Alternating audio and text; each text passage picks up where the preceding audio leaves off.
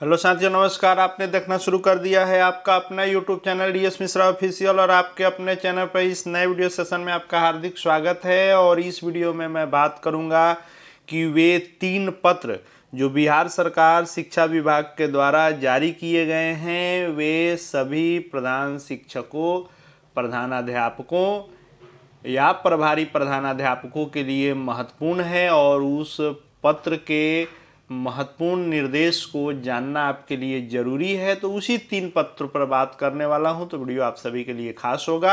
अंत तक मेरे साथ बने रहेंगे और यदि चैनल से अब तक नहीं जुड़े होंगे तो चैनल को सब्सक्राइब करके बेल आइकन को प्रेस कर लेंगे ताकि आगे भी शिक्षा जगत एवं शिक्षकों से संबंधित हर महत्वपूर्ण जानकारी आप तक पहुंचती रहे।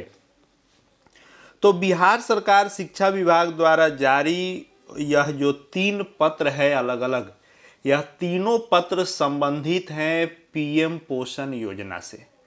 आप जान रहे हैं कि विभिन्न योजनाओं में सबसे प्रमुख जो पीएम पोषण योजना है, जो सभी 1 से 8 तक के विद्यालयों में लागू है, उसको लेकर के जो निर्देश आए हैं 3 पत्रों में, वे आइए हम लोग जानते हैं कि सभी प्रधान शिक्षक, प्रधानाध्यापक 1 से 8 तक के या फिर जो प्रधानाध्यापक के प्रभार में हैं उन सबको ये जानना बहुत ही आवश्यक है।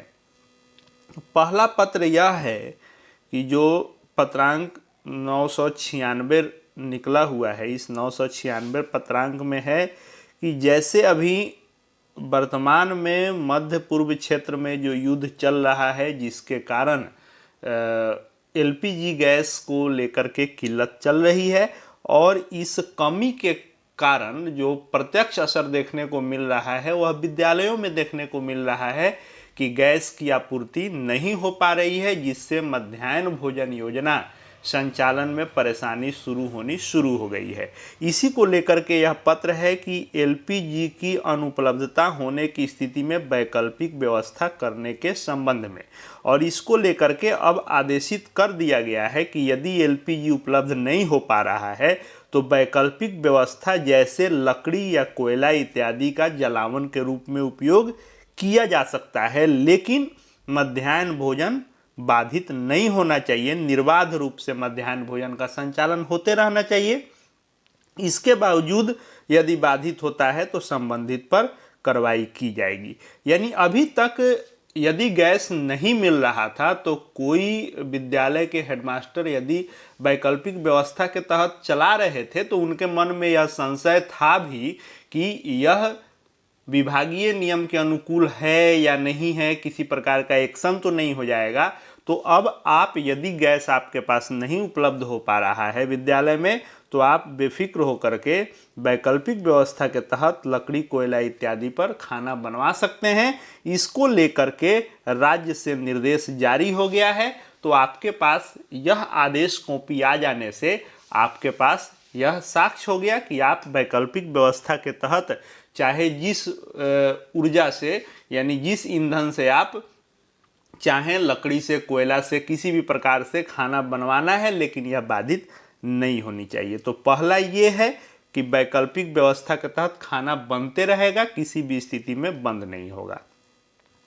दूसरा पत्र निकला है ये जो मध्याह्न भोजन योजना से आच्छादित विद्यालयों के सतत अनुश्रवण से संबंधित है।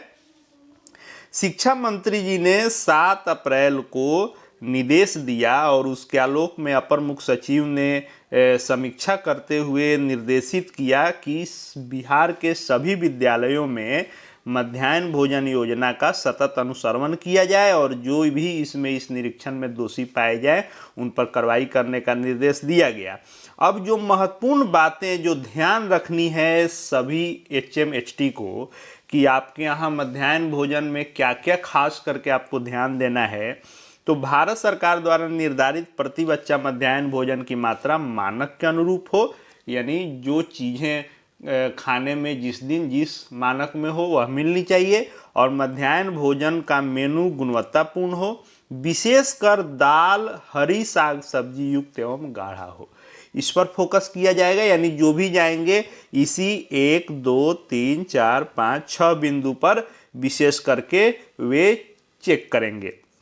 दूसरा है कि विद्यालय में स्थापित किचन सेट की समुचित साफ सफाई हो, कि जिसमें खाना बन रहा है वह जगह साफ सुथरा होना चाहिए।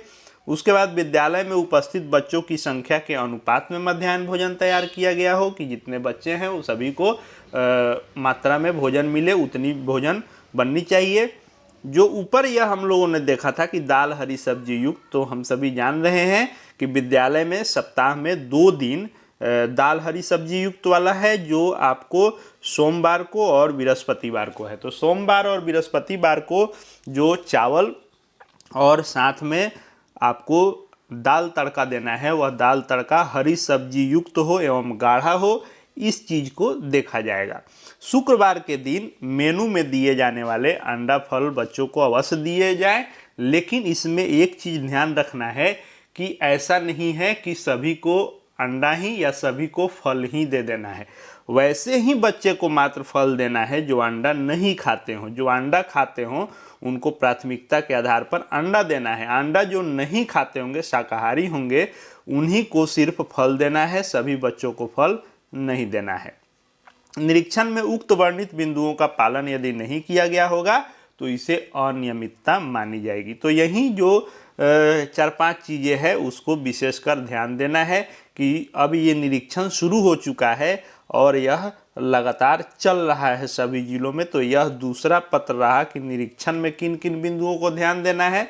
अब आइए तीसरा जो महत्वपूर्ण पत्र है पीएम पोषण योजना से ही संबंधित है, और ये है कि पहले जो मध्याह्न भोजन योजना का रिपोर्टिंग करना होता था और इसको आपको शाम के 4 बजे तक करना नेसेसरी किया गया था।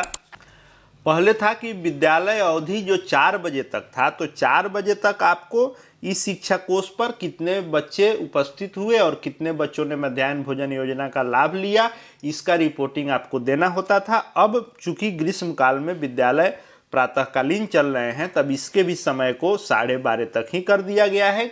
यानी 4 बजे तक था तो अंतिम समय 4 बजे था, अब 12:30 है तो अंतिम समय 12:30 ही किया गया है कि अब आपको जो ये रिपोर्टिंग करनी होती है मध्याह्न भोजन योजना से लाभान्वित बच्चों का जो संख्या देना होता है वह 12:30 तक ही आपको दे देना है। और पत्र ये भी है कि यदि आप समय पर इस लाभान्वित बच्चे के संख्या को इस शिक्षा कोष पोर्टल पर ऐप के माध्यम से जो है यदि आप एंट्री नहीं करते हैं, प्रविष्ट यदि नहीं करते हैं, नहीं शो करता है, तो उस दिन की राशि के कटौती का भी निर्देश है। तो इसलिए इसको अब 12:30 तक दे देना है। तो ये तीसरा पत्र था जो पीएम पोषण योजना से संबंधित था। तो ये तीनों पत्र जो सभी 1 से 8 तक के विद्यालयों में, चाहे प्राथमिक हो या मध्य हो, उसके एचएम के लिए यह महत्वपूर्ण था जो आपके लिए मैंने लेकर के आया। आगे भी शिक्षा जगत, शिक्षकों से संबंधित, प्रधान शिक्षक, प्रधानाध्यापक से संबंधित हर महत्वपूर्ण जानकारी देखते जानते रहने के लिए चैनल से जुड़ जाएंगे। चैनल को सब्सक्राइब करके बेल आइकन को प्रेस कर लेंगे। आगे भी हर महत्वपूर्ण जानकारी आप तक पहुँचती रहेगी। इस वीडियो को देखने के लिए आपका बहुत बहुत धन्यवाद।